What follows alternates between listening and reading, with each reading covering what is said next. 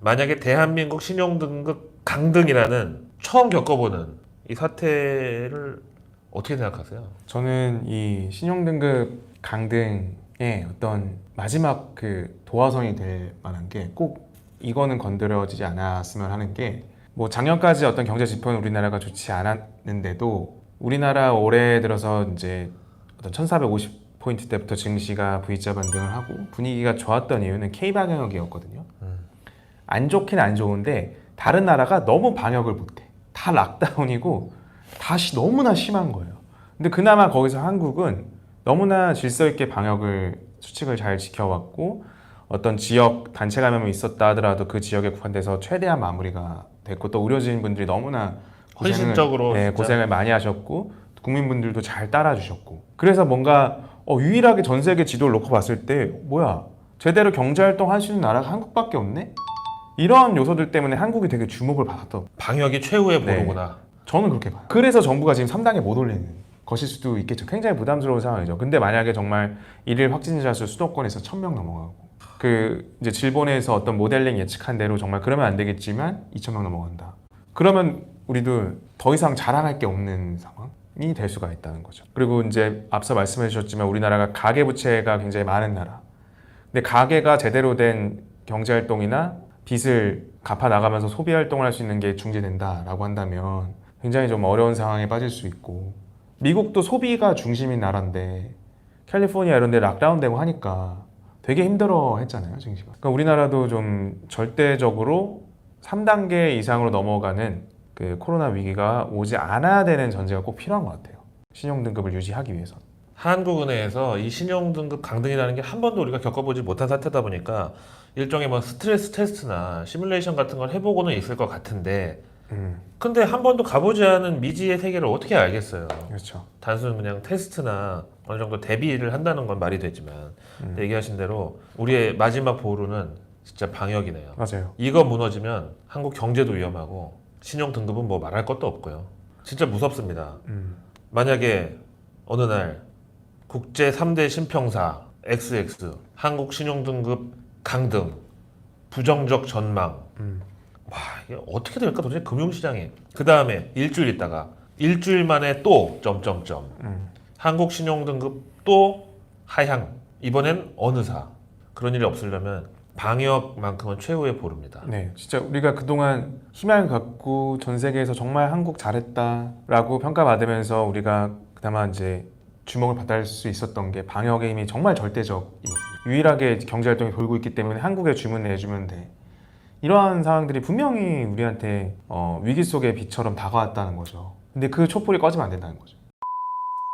그럼 지금 이런 와중에도 우리가 수익을 낼 수 있는 기회는 아직 열려 있죠. 지금부터는 수익을 낼 수 있는 기회가 좀 있어 보인다 하더라도 조금은 이제 조심스러운 관점으로 좀 바라봐야 되지 않나 역시 싶거든요, 사실은. 그러니까 지금 어떤 우리는 오늘 위기설을 다루고 있고 조금 조심스러운 베이비 스텝을 앞으로 조금 준비해보자, 뭐 이런 그 의도로 이야기를 하고 있는데, 실제로 이거와 정말 정반대로 엄청나게 지금 자본시장, 투자시장에서는 뜨거운 곳이 있어요. 공모주 시장. 거기는 지금 위기설이 나오는 나라 맞아? 그 정도로 정말 이 상반된. 시장은 네. 전혀 못 느끼겠는데? 지금 카카오 게임즈가 수요 예측을 했는데 국내외 기관 총 1,750여 개가 참여를 해서 지금 1,500대 1 가까운 기록을. 1500대 1이요? 네, 이거는 공모주 기관 수요 예측 사상 최초래요. 이 얘기는 1,500억을 넣어야 1억 준다는 얘기예요. 와, 이거 어떻게 해석을 했는지 솔직히 과연 그만한 네. 승산이 있어요? 이건 어떤 승산이나 셈법을 넘어선 현상 아닌가. 그렇게 보이네. 그만큼 대기 자금이나 유동성도 어마어마하게 많고, 솔직히 카카오 게임즈 자체가 그렇게 대단한지는 전 모르겠어요. 이렇게 1,500대 1을 기록할. 근데 반대로 뒤집어 생각해 보면 1,500대 1의 경쟁률로 나는 정말 극도량을 이 카카오 게임즈를 받더라도 그 정도만 수익 내면 되라는 인식도 있는 것 같고, 그 얘기는 주식시장에 대한 기대가 굉장히 지금 낮게 형성이 돼 있고, 그러니까 조금 어렵게 얘기하면 주식시장에 대한 디스카운트 레이트가 굉장히 낮은 상황인 거고, 반대로 주식시장이 많이 내려와서 디스카운트 레이트가 클 때 사실은 주식을 해야 되는 거거든요. 채권에 대한 기대 수익이랑 지금 주식시장에 대한 기대 수익이랑 별로 갭 차이가 없는 거예요. 네. 그러니까 방망이 짧게 잡고 지금 주식시장 보고 있는 걸 그대로 얘기해주고 있는 거죠. 그냥 조금 봐도 돼.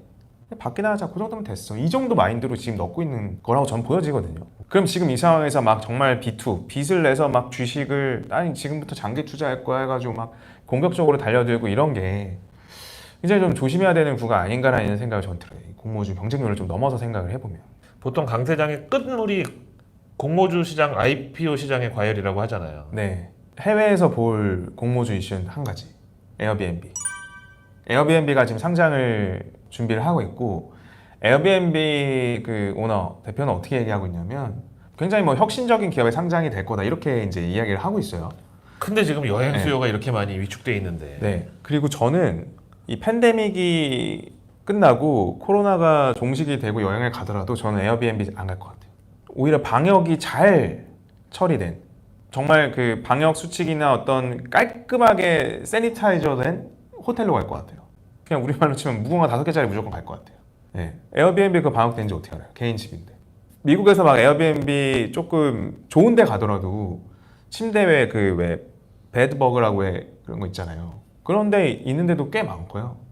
네, 실제로 좀 이 코로나가 종식된 이후에도 에어비앤비 어떤 민박이잖아요, 민박. 인증된 호텔로 1급 호텔로 여행 가는 게 한동안 유지되지 않겠나라는 시각을 보면 그런데도 에어비앤비가 굉장히 흥행몰이를 하고 돈이 많이 몰린다? 또는 에어비앤비가 이제 흥행에 좀 실패했다? 이게 저는 조금 척도가 될 수 있지 않을까 미국 시장에서. 지금 조심해야 되는 구간이라는 약간 황색 신호등이 켜졌다. 네. 전멸하고 있다. 이렇게. 네. 테슬라에 대해서도 요즘 얘기가 많아요. 우리 그때 드디어 이제 사상 최고치 찍고 기간 조정이라도 들어가겠구나. 근데 그 뒤로 더 올랐어요. 조 바이든 테마주라서 그렇다. 여러 가지 의견들이 있는데. 그러니까 저는 뭐 워낙 테슬라의 미래에 대해서 저는 의심하지 않고 테슬라 좋은 기업이고 제가 응원하는 기업이에요. 근데 다만 제가 주지하고 있는 부분은 주가가 너무 빠르면 그건 탈이 나요. 네, 항상 리니어하게 주가는 갈 수가 없는 거는 자명한 사실이에요. 아마 테슬라를 엄청나게 사랑하시는 분도 그건 인정할 거예요. 주가가 일직선으로 갈 수는 없어요. 그 속도가 지금은 저는 조금 빠른 감이 있지 않나 하는 생각을 갖고 있고 그것을 어디서 저는 느끼고 있냐면 실제로 배터리데이 포스터가 공개가 됐어요. 막 이렇게 실처럼 돼 있었어요. 근데 그걸 보고 월가나 이 배터리 전문가들이 야 배터리데이 때 어마어마한 기술이 나올 거야. 그리고 어떤 회사가 테슬라 건너편에 그 본사가 있는데 그 회사 배터리 기술이 나올 거야. 에이, 이것까지 돌아서 일론 머스크가 공개적으로 트위터에서 아니다. 네, 아니다 했거든요. 이렇게까지 지금 양산이 되고 있는 상황이에요. 테슬라 주가에 오를 거야라고 베팅하는 그 콜이 풋옵션보다 역대급으로 지금 많아요. 풋콜 레이시오가 비율이 엄청나게 지금 압도를 하고 있다는 거죠. 이런 건 이제 어떤 시스템 트레이딩이나 알고리즘 매매는 요럴 때 후리자, 요럴 때 때리자 이런 로직을 부르겠는데. 저는 그래서 조금 우려가 되는 시점이긴 합니다. 근데 제가 만약에 물량을 많이 갖고 있거나 콜옵션에 베팅을 했거나 뭔가 이제 롱머니를 테슬라에 대해서 갖고 있는 사람이라면 저는 분할해서 다시 상장하는 첫날 조금은 덜 것 같아요. 그만큼 솔직히 말해서 팔기 좋은 날이 어디 있어요. 많은 미국의 어떤 대기 자금들이나 개인들이 살려고 분할만 되면 너무 비쌌는데 지금 사야지 막 이렇게 하고 있는데 매수 대기가 많이 있는데 얼마만큼 촘촘하게 매도를 낼 수가 있어요. 5분의 1로 준 가격으로 미세하게 포트폴리오 조정도 할 수 있고. 그래서 저는 제가 만약에 헤지펀드 매니저라면 일부 많이 오른 테슬라를 전체를 다 포트폴리오 제거하진 않겠지만 조정을 구미를 좀 당기는 좀 비중 조절을 하는. 위기설이 확산되면은 경제 주체의 심리도 위축될 수밖에 없고 민간 소비도 자연히 위축될 수밖에 없어요. 특히 코로나로 지금처럼 막 그 시장 참여자들의 불안감이 커져 있는 상황에서 더 그럴 수밖에 없잖아요. 네. 경제는 심리라는 말이 괜히 있는 게 아닌데 매스컴들도 위기설을 다루는 데 있어서는 조금 신중했으면 좋겠다라는 생각을 하게 되고요. 그러면서 우리도 다뤘네. 그러게요. 근데 이제 정말 저는 여러 각도로 생각을 해봐도 일단은 K 방역이 무너지면 안 된다. 저도 그 부분에 대해서는 전적으로 동의하고요. 네. 자, 어쨌든 이렇게 좀 혼란스러운 상황에서도 우리한테 기회는 항상 열려 있고 또 기다릴 줄 아는 것도 훌륭한 또 투자 습관이다. 네. 이렇게 생각합니다. 오늘도 긴 영상 시청해 주셔서 고맙습니다. 네, 감사합니다. 깔끔했는데요. 네. 승무원 얘기 좀 더 해봐. 진짜로 끄고 완전 울고 있어요.